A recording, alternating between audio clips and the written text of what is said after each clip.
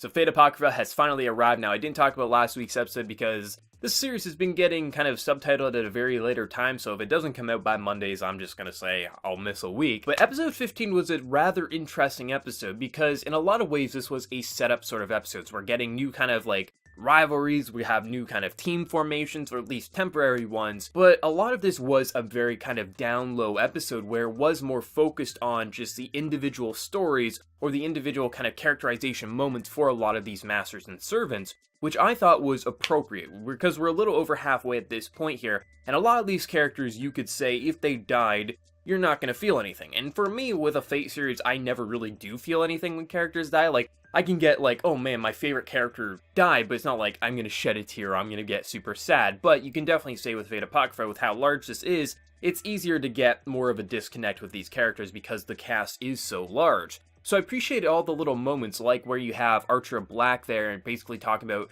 his master and how he doesn't think that she would be able to lead this family because she does seem like she has so many humane traits to her, like she couldn't kill someone. And then you see that her brother kind of explains like she had this puppy that she cared for, and if you're in a mage family, you know what animals are going to be used for, essentially a sacrifice for a ritual. And she didn't show any emotion when that puppy died, but once she was bearing it, that's when she kind of like showed that. So it does bring up the question, maybe she can lead the family, maybe she can make those hard choices just on her own time. That's when she kind of mourns and kind of suffers for the losses, which is something that I appreciate seeing because it is important to have those little moments to make you understand a bit more about the characters themselves so you have a bit more connection, so when something good or bad does happen, there is some sort of an emotion that is shed there, good or bad. But then we also have all the individual stuff with Sig and Ruler, which I really appreciate because the kind of like idea of this episode is miracles don't come free, and Sig has used 2 of his command spells, but seemingly not all of his command spells are being used because he should be only able to transform into Siegfried 3 times,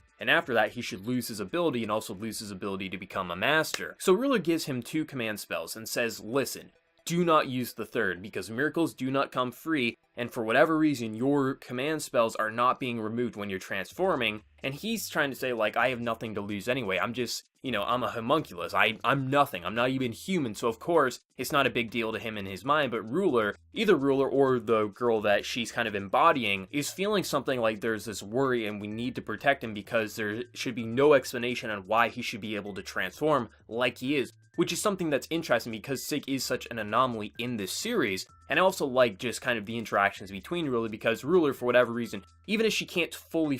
understand if it is Joan of Arc or if it is this girl, she has a connection to Sig and she wants Sig to basically live a normal life, but he's been wrapped up not only just as a master but also a servant himself in some ways. So it's interesting to see that entire conversation, but also you have all of the Shiro stuff and him kind of like convincing all of them to work together, at least for a temporary time. And we also have Mordred and her master also kind of gave a bit of backstory about what happened with his family and how his family life is cursed. Essentially, if he tries to transfer over his sigil to someone else, it essentially poisons their body and kills them. It was kind of like a wide range of just little personal stories, a little bit of backstory, a little bit of characterization to get you a bit more connected to these characters. Even if it wasn't jaw-dropping, it was enough that made me appreciate the episode. Even if it wasn't the best episode of Fate Apocrypha, it was an episode that I think was needed to kind of characterize even the Fat Master himself, someone who you just thought was just an arrogant piece of garbage, and he still is, granted, but there is those moments in this episode where you start to feel like some of these characters are feeling a bit more than just the trope that you originally thought they were, which is something that I appreciate here.